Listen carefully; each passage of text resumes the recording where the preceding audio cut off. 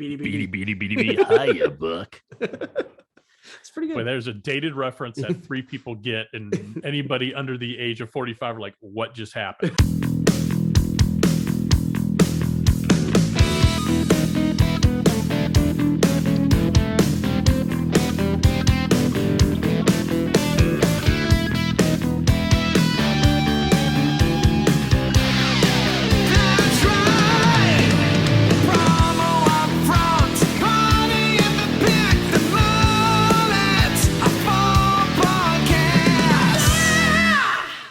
It's lights out and time for episode number 59 of the Promo UPFront Podcast. I am one of your hosts, Bill Petrie. With me, as always, the Sergeant of Surcharges, the Colonel of Kool-Aid himself, the one and only Kirby Hasseman. Kirby, how the Kashakton are you? I'm doing well. Just trying to, today's one of those days where we're going to call this a meeting, right? So this would lands on my calendar as a meeting. This will be my 9th or 10th of the day. So it's been a pretty hectic day, but it's always good when I get to finish with my buddy Bill. So I'm doing well. How about you? Well, I appreciate that very much. I've not had 9 meetings today, and I hope you don't stack rank your meetings at the end of this podcast because I have a feeling I know where it's going to land. I'm doing well, kind of settling into life with a nest that is no longer full. Yep. And it just gets me excited for what's on the horizon. But, that's not the only thing that gets me excited these days, Kirby. I don't know if you want to take a guess. Do you want to guess what else gets me excited? Actually, I'm very uncomfortable taking a guess what gets you excited. So please tell me. I don't blame you at all. Well, what gets me really excited is that AMP email service from our good pals over at Promo Pulse. We've talked about how critical it is to make sure you have email marketing as part of your mix as a distributor. And these are retail-looking and user-friendly emails you send to your customers using content from suppliers that you get to choose. It's 3 easy steps, just 1, 2, 3. Number 1, choose your suppliers. Number 2, upload your list and your logo. Number 3, choose your sending frequency. That's it. Do something else. Pick up a bottle of Crown Royal Apple, which is sitting on the back of Kirby's desk. I have no idea why. We actually need to explore that. But do whatever you want to do because it's just that simple, people. That's right. Kirby, this thing is no longer in beta. You were a beta tester. Mm-hmm. It's been very helpful for you making those important digital connections with your clients, hasn't it? It really has. And, I think it was last week, we actually sent one out. And of course you get your standard sniff test, hey, that's kind of interesting. What's going on with that? What are the colors this go? But, the best are when you get the email that says, hey, I'm really interested in this. Can you get me more information? And it leads to business. And I think that's the ultimate kind of reward for investing in anything like that. And so it's been great for us. We do recommend it. And like I said, we are a paying customer. So you take it. Awesome. That's what I always say. That's the highest compliment I can give you is if I'm paying you. If Kirby's forking over cash, he believes in it. We all do over here. Remember, it's no longer in private beta. So if you're an interested distributor, and really you should be, because it's a very cost-effective way to really automate a lot of your digital marketing, head over to www. I know I don't have to say it, but old habits die hard. promopulse.io/AMP. You're not going to be sorry you did. Now, Kirby, before we start with the podcast, why is there a bottle of Crown Royal Apple whiskey, Canadian whiskey, sitting on your desk over your left shoulder? So we did, I don't know if you've seen it, but we've started doing Thirsty Thursday. Thirsty Thursday. It's actually been several months now. We do it every week. And so we recorded one today. And so that was last week was the drink that we were surprised with. And so we had it sitting on the table and I'm like, well, I might as well put that where I can reach it. And so I literally just brought it up and set it right there. So I keep it whenever I'm podcasting with you, I keep an entire bar to my left. Can't see it out of sight, but people don't really care about our drinking habits. Kirby, why don't we muster up the courage to go ahead and broadcast it? Let's say a Canadian apple whiskey level today. Yeah. You have the Promo UPFront section of this podcast. Why don't you hit us with your best shot, just like Pat Benatar? Okay, I'll do my best. By the way, that is really delightful. And I'm not a big whiskey guy. So, I'm going to go with PPAI I got an email today, announced their slate of potential upcoming officers. Obviously, we've talked about this on the podcast before, but just really quickly, used to be a big election. Now essentially the board and a whole committee vets the people that they are going to present as the slate. And so there's one supplier, one distributor. This year, they just announced Chris Anderson from HPG and Denise Taschereau from Fairway as the two folks who will be, is the new board slate. And so, I know Denise a little bit. I think I know you do as well. I don't know Chris as well. I know of him, if that makes sense. But when I saw it, my initial take was that, again, because I know Denise, that was where I first went. I was like, oh, wow, that's a great choice. I don't want to spend a ton of time, but I thought it was an interesting thing and it's pretty timely. So I think that's a great choice. And I think these are such important positions that move our industry forward, and having those perspectives on the board. Dale Denham as the new president, CEO, head guy in charge, whatever. These are the folks who he answers to. And so I think that's really important. And I think those are two good choices. Couldn't agree more. I did not know this. I did probably sitting in my emails today. Haven't seen that. My initial thought is brilliant stroke of brilliance. I don't know if that's a phrase, but it's a brilliant stroke of brilliance. And getting Denise Taschereau involved in anything. Yeah. She is incredibly bright and incredibly insightful, and quite candidly, one of the best listeners I've ever met in this industry or out of the industry. So having someone like Denise Taschereau, who runs a certified B corporation, Fairware, as part of the board is such a beautiful addition to the board. I don't think you could ask for a better addition. Like I said, Chris coming from HPG, I'm sure he's very qualified, so no issues there.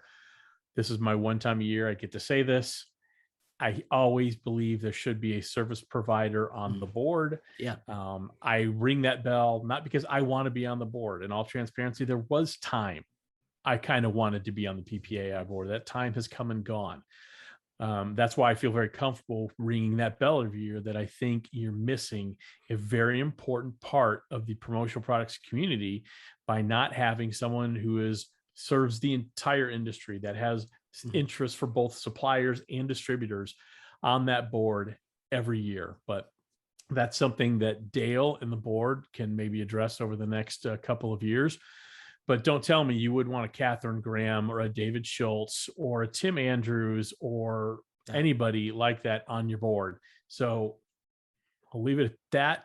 Great slate. Great slate, though. Can't complain at all. Yeah, no, and there's one of the things that has been talked about a lot is about the idea of sustainability and all that sort of thing. And I think certainly Denise brings that to the table. So that's mine. No question. My and topic. Just to really reiterate, if asked, I will not serve. So, I mean, I really am being altruistic about that. I just think there needs to be a service provider on that. And for what it's worth, I agree with you.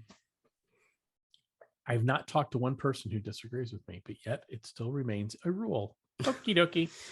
All right, Kirby, I don't know if you saw this. FedEx, UPS, and UPS surcharges are coming to a holiday season near you. That's right. Thanks to our good pals at ASI, we got a little bit of a sneak peek on this. Have you looked at the rates, Kirby? I've read a little bit. I haven't dug that deep, but I've read a little bit. All right, about let's the just surcharges. real quickly. So FedEx, beginning November 1st, they're going to have a peak surcharge of $1.50 a package for ground economy. That's going to, and that's all their ground packages. That's going to accelerate to $3 between November 28th and December 12th, and then back down to $1.50 on December 13th. Want to bet it never goes back down after that?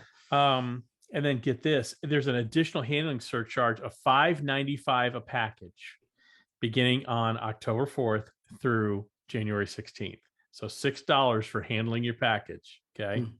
Not the way you would like people to handle your package, Kirby, not like that. And then this is the one that really floored me, an oversized charge. Okay. And a lot of boxes in our industry are oversized. Right. An oversized charge of $62.50 starting October 4th through January 16th. You know, we are really facing a crisis here. You and I have rung this bell, but it bears ringing again. Suppliers that used to pay $4,000 to ship a container of goods from China to the United States used to pay about $4,000 a container. They're paying in excess of $20,000 a container now. So if you don't think you're going to see price increases, if you don't think you're going to see that added to your bill and your client's bill, you're nuts. And so how as an industry can we get in front of this and really start telling our clients, hey, it's time to get moving on this? Yeah, it's really tough, and not be so.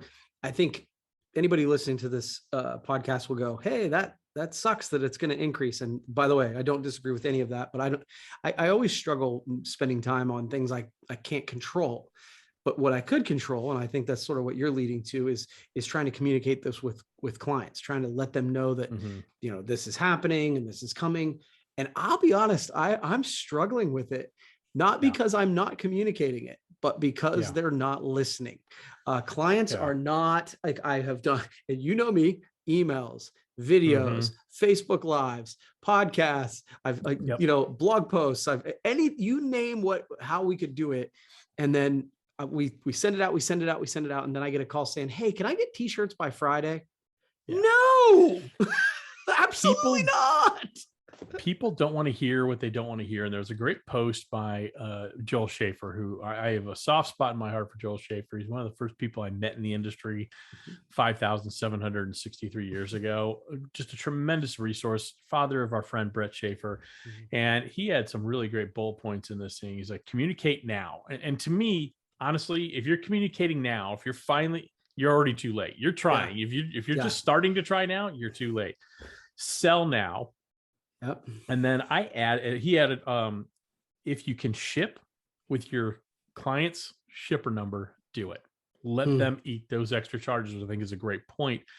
And then here's one I thought of. If you can right now, if you can actually, and I know you're struggling to get the attention of your customers, but let's say you can, I would lock in inventory now. And the only way to do that, Kirby, you got to prepay. I know you're not getting this until December, but you've got to put at least 50% down. And you as a distributor need to send that to the supplier to secure that inventory, because we're about to hear an avalanche of people saying, or supplier X said they had stock and I went to order it and they didn't. And that supplier sucks. They're a bunch of liars. No, they're not. Yeah. There's a limited amount of stock. They have a limited amount of time to get it out. And look, go to the grocery store. Yeah. There's supply chain issues. Yeah. There's supply chain issues everywhere. So the most important thing is to keep trying to communicate. And if you're, like I said, if you're doing it now, you're already late to the party. Well, it's funny, as a part of my communications, when I am sending out email notifications, we've been talking about this since April, and I actually linked to a blog post in April that I wrote, like saying, hey, this is coming, here's what's going on. And again, it's not that they don't, when I get face to face with a customer and I talk to them, they're like, oh yeah, I totally get it. And then they're like, okay. Got t-shirts on Friday? Yeah. That's right. It's so it's human nature. Until it affects you, you don't, it's not a big deal. And then you can't get right there. Everybody's like, boy, that's really a shame how the supply chain's affecting everybody else on the planet but me. Wow. Exactly. But no, it's one of those things. And I think we need to stop looking at it as, boy, the supply chain is currently having issues. The supply chain is radically damaged right now, and it's going to be for a long time. And so this means longer lead times, higher prices, and sometimes you're going to get an unpleasant surprise that you thought you ordered something and you didn't. Yeah, no, it's a thing. It's a thing. For All right, sure. Kirby, hit us with another best shot. Okay, I thought this was interesting. I'll file this under, are you willing to zig when everybody else zags? So you and I got tagged in a post this week. Our buddies at Brand Fuel are moving. They are, after, I forget how many years they said that they'd been, I don't have the blog post up in front of me, but for a long, long time, they had been in one place. They are actually going to a bigger place downtown. I think it's like 11 miles away from where they are. 11.2. So when everybody else is sort of saying, look, we're getting out of downtown and sort of being in that sort of real estate business per se, they're saying, no, we want to, and we want to do it because it's going to be a cool place to go and work and a cool place to go grab a beer. And so I thought that this was really fascinating. And obviously because I own real estate, it caught my attention. And so I wanted to kind of get your take on this. I mean, we have said, I think if you're in the commercial real estate business, especially in cities, it's a concerning time to be in that.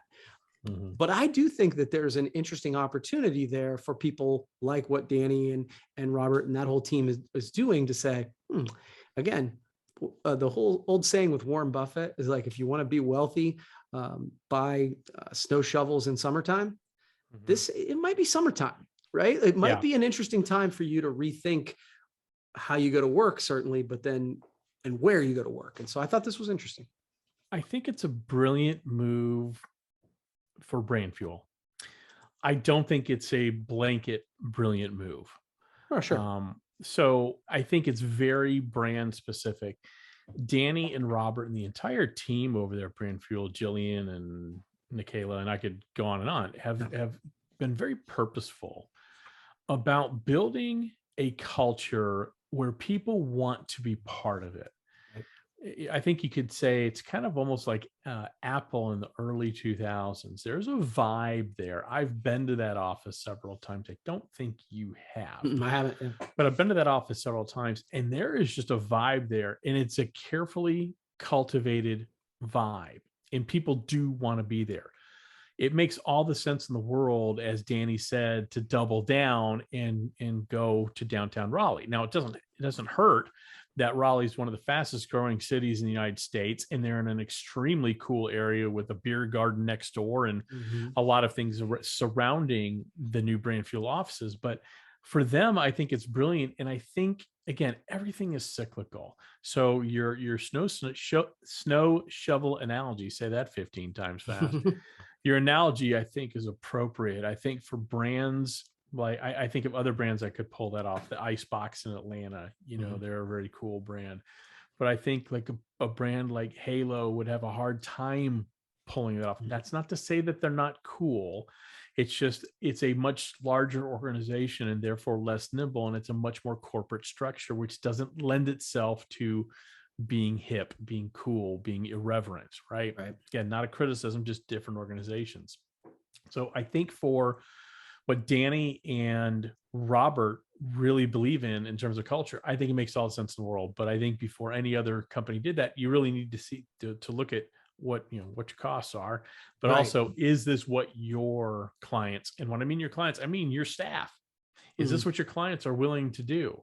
And I have no doubt, and I've not talked to Danny about this. Me neither. I have no doubt they had extensive conversations with people who work at Brand Fuel. Are you willing to do this? Because it might be harder to get actual downtown for some of those folks, as opposed to they're out 2 miles from the airport, which is kind of in a little bit of the suburbs. So I think it's great. Cool. All right, Kirby, I have a mashup for you. I got another mashup for you. Okay. Puma, and you know how much I love my Pumas. I wear them constantly when I'm traveling because they're the most comfortable shoe I could find. My Puma suedes. Puma and Kool-Aid collaborate on branded sneakers and apparel. It's a combination of nostalgic refreshment and fashion-forward hype. Okay. So it's classic Kool-Aid colors and iconic branded Puma branding, hoodies, tees, footwear. What I love, and I went on a rabbit hole here, Puma really gets it in ways I didn't realize. So I clicked on the link. I kind of wanted to see it was available. Looks like they're all sold out of the Kool-Aid stuff. But they have almost like a dozen partnerships. They have Puma and Bratz. You remember the Bratz dolls from the early 2000s, right? Yeah.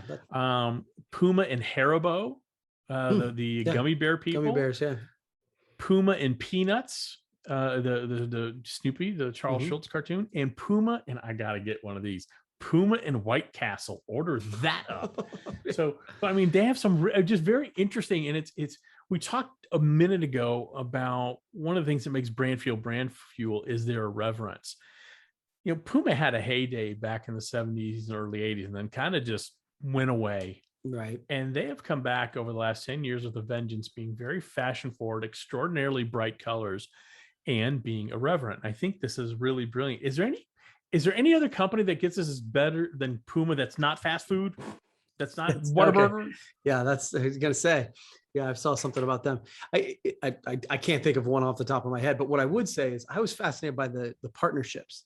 Like as you read those, what was interesting to me is how those are all over the place. Well, they're all over the place, but you got cartoons, But older cartoons. So I don't know if it's like people trying to recapture their youth. I think they're tapping into nostalgia. Absolutely. Okay. Yeah, that's fascinating to me. I would struggle to wear footwear that represented gummy bears, but maybe I'm not there. You wouldn't want to wear footwear that smelled like a freshly grilled White Castle burger? Absolutely not. I wouldn't either. I'm a hard pass on anything White Castle.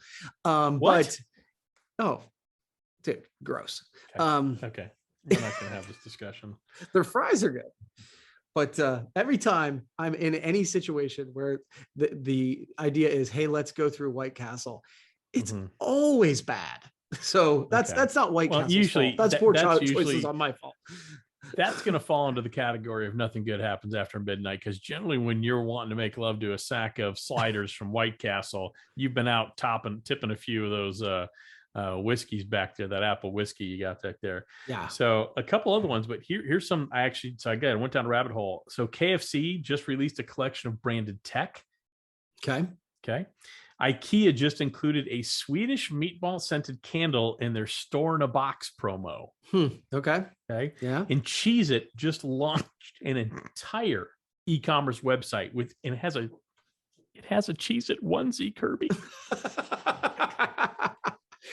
So when you're thinking about me for Christmas, and better order now because there's supply chain issues, and I want that onesie. Okay. But just really interesting. I think the message again is the distributors find weird collaborations. This doesn't always have to be at these grand corporate scales. They can be done locally too.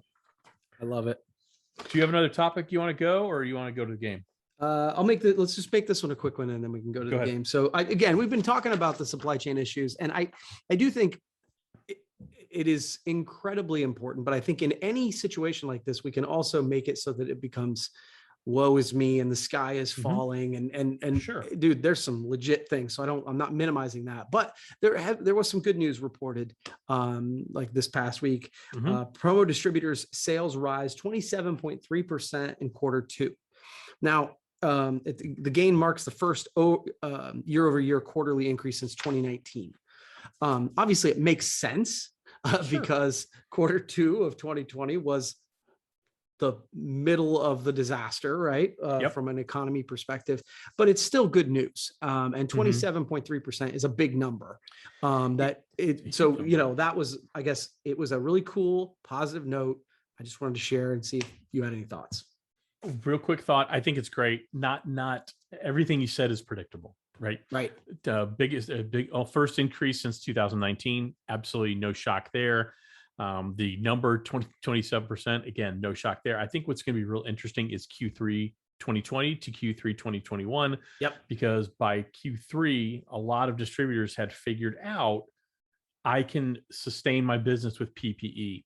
And so I don't think you're going to see as big of a jump. Sure. And you may not see as much of a jump at all because, again, now in Q3, things are a little murkier than they were a month ago with the Delta variant. So I think it'll be interesting. And there's a lot of companies hoarding cash. Right. Agreed. The only thing I would say is Q3, at least for us, though we certainly had PPE, and that we've talked about it extensively. It wasn't it though. Because in Q3, people were thinking it was opening back up. And so people were buying again and they hadn't spent any money for a big chunk of the year. And so, I think that will be interesting to compare. That will be super interesting. All right, Kirby, let's play a party in the back game. It is back to school time, Kirby. And I want to tap into your student brain. Okay. We're going to go retro style here. And remember when you used to go shopping with your mom and your dad and you had to get some school supplies. And then sometimes even when you had daughters, you had to go shopping for school supplies for them. So this is kind of a rapid fire either or. You can explain your answer if you'd like. There are no wrong answers. I don't even know what half these things are actually. Okay. No, I actually do. All right, Kirby. Scratch and sniff stickers or puffy stickers? Oh, I'm going scratch and sniff stickers all day. Okay, triangular rubber pencil grip or cardboard pencil box? Okay, I was trying to picture it. So that seems very 80s. I'm going to go with the triangular pencil grip. Okay. Mead Trapper Keeper or Mead Spiral Notebook? Oh, Trapper Keeper all day. It's so funny. That was one of those pieces that I really loved for about a week. Like it felt like it got me all organized, and then life got in the way, just as it always does.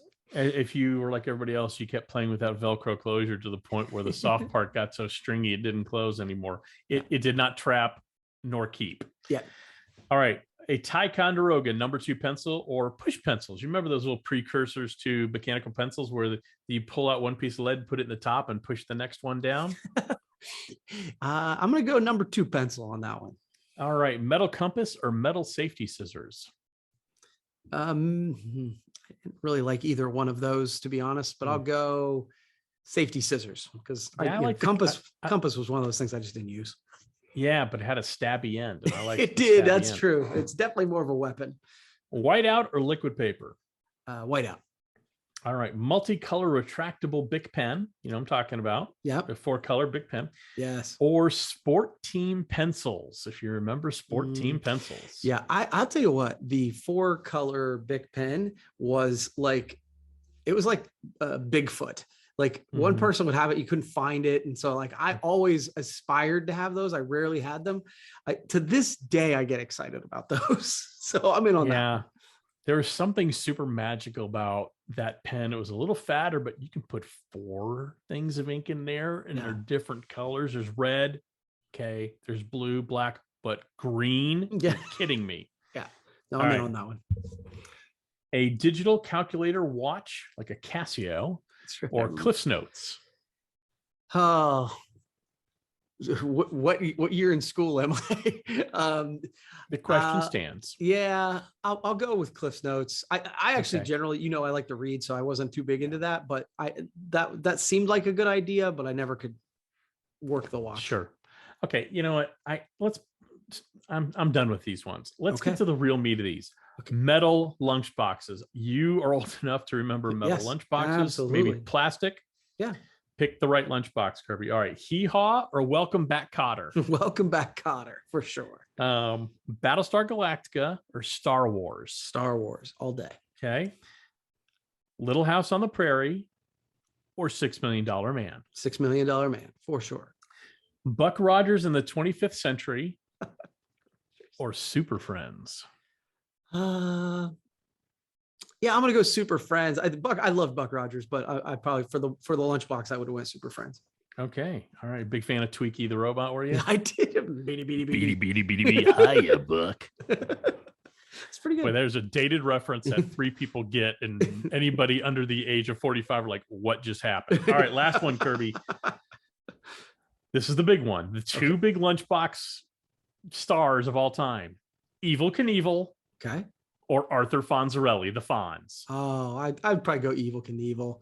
I liked Fonzie, but he got really corporate at the end. Well, you know who's never going to get corporate on you, Kirby? That's our good pal Jason Oakes over at Promo Paul's. He's going to pivot. He's not going to get all stuffy, and he's going to keep rolling things out like his AMP email service, designed just for distributors to help them stay in touch with their clients. 3 steps only. Can't do 4, can't do 2, got to do all 3. Choose your suppliers, upload your list and logo, and choose your sending frequency. That's it. Elegant, retail-inspired emails with content you choose. That's right, folks. You. So they're no longer in private beta. Kirby's a client. There's probably, I think there's 7,500 clients. So maybe not, there's not that many, but this is the time to really do that. We're getting into the fall selling season. This is the time to remain in front of your customers. So when they do need something, they think of you first. So if you're an interested distributor, head over to promopulse.io/AMP. That's AMP. And you won't be sorry you did. Now, Kirby's reaching for that apple whiskey a little aggressively. So now's the time to end the podcast, folks. That's right.